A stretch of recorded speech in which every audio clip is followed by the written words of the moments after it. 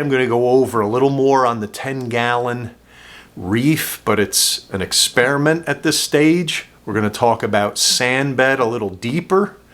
I have some stuff to show you in the 20-gallon. My star polyp is making a comeback. I'm going to show you a little bit of the Xenia in the 5-gallon. Check this out. This was a gift from my son Paul. All right, let me tell you the story about why I feel comfortable wearing this. When I first saw the t-shirt, it was cool because I didn't see it as me. Oh, look what he made because of me. It was about my son getting it for me, which was cool. I saw it as Tom Reefer from outside myself without getting too deep. And it was kind of cool. It's a nice design. And it's the channel. You know, it's not about me. In all humility, it's not about me. It was about my son getting it for me, which was cool. So that's the story behind the t-shirt and my feelings about it. And my daughter Noelle got me this. Tea. It's my mug. I already used it today once. So let's get into the video. So guys, I have to say my green star polyp is making a comeback. It's not as long and as lush as it was, but I'm noticing a large improvement. What happened here in my 20-gallon is I had a lush green star polyp colony growing throughout. About 6 months ago, it started to really flourish. And then about a month ago, it started to retract, and I was not sure at all what was causing it. So more recently, I did a phosphate check. My phosphate was pushing 0.5. So I did some lanthanum and a water change, and I vacuumed the sand bed, and I brought it down to 0.1 about 4 or 5 days ago.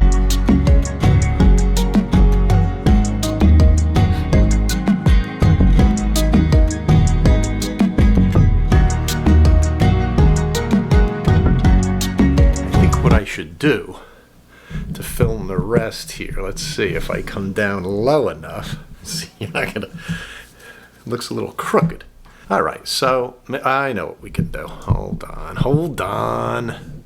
Pull this back just for the video. Here we go. Yeah. So over in the 5-gallon, I was just cleaning the glass and I noticed how the Xenia was starting to creep up the rock a little bit, and I thought that might be cool to show you guys. I also wanted to show you how the Xenia is doing here. I got a view of this while I was cleaning the glass a few minutes ago.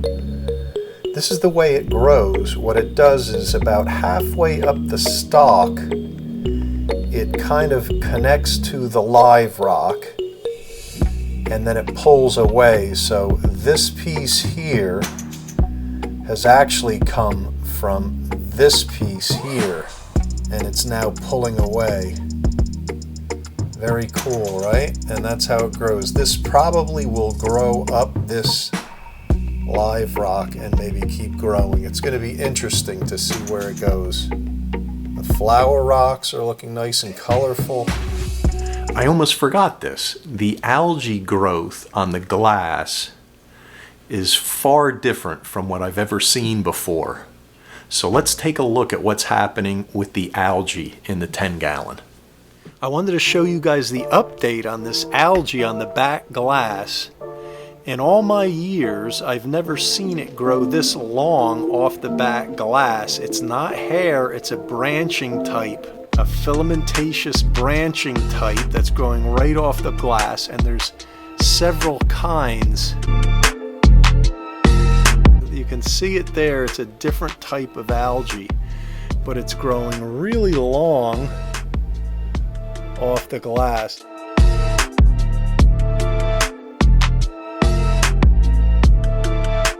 All right, in this segment, I'm going to talk a little bit about sand bed. I've been avoiding to do the proverbial sand bed versus bare bottom. It's not about that. It's about preference, what you like. But if you're going to use a sand bed, you have to take along what comes with it, and you can't just let it sit there forever. All right, let's take a look at the sand bed, see what's going on, and I'll give you a little bit of an educated opinion, not completely opinion, because in my experience, I found certain things to be true with the sand bed. So let's take a look at it. All right, so this is my take, guys, on the sand bed. This is opinion now. First I wanted to mention that, look at how this, if you want to call it, crater is formed. And that's from the mini wave. Over time, it's slightly moving the sand around. But it hasn't grown too much over the last couple of days, but it's kind of cool like that. So I don't mind that at all. But my point is this, years ago, deeper sand beds of 2 inches or more were thought to be denitrifiers. But in my opinion, that's not working, because what happens is they collect old food, fish excrement, and they become nutrient and nitrate sinks. You know, they collect, and it takes a lot of time.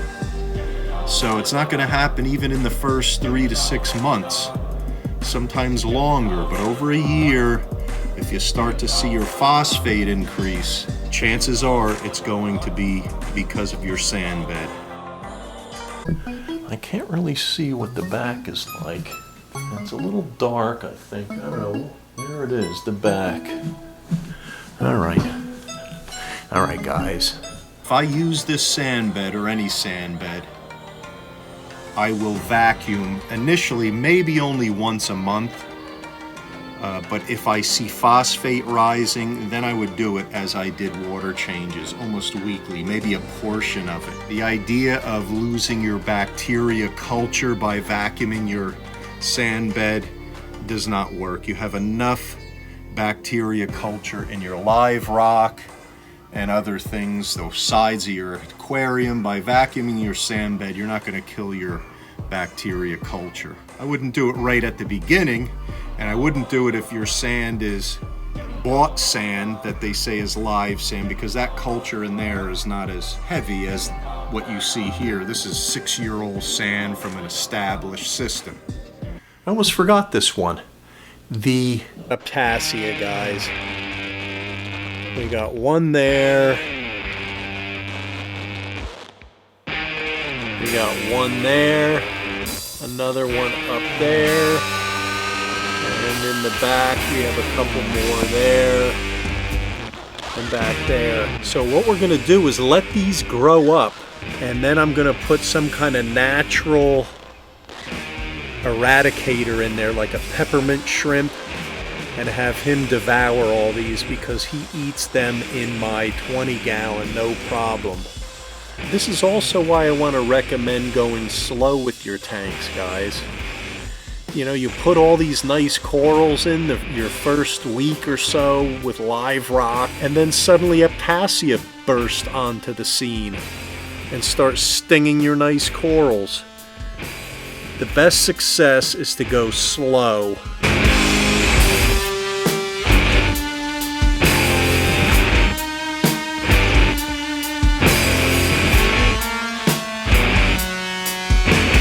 Eradicate them and then start adding coral. I think I covered everything, guys. So have a great day. It's going to be Sunday. Have a great day. And I'll see you on Wednesday. Hopefully. It's the day before New Year's Eve. So water change Wednesday. We'll come up with something. All right? Take care now, guys. Have a great day. Alright guys, that does it for this one. Oh, I agree. Looks good! But I think it's kind of cool. And remember, it's because of my son. Alright, so you can see the t-shirt from the back. Take care, guys.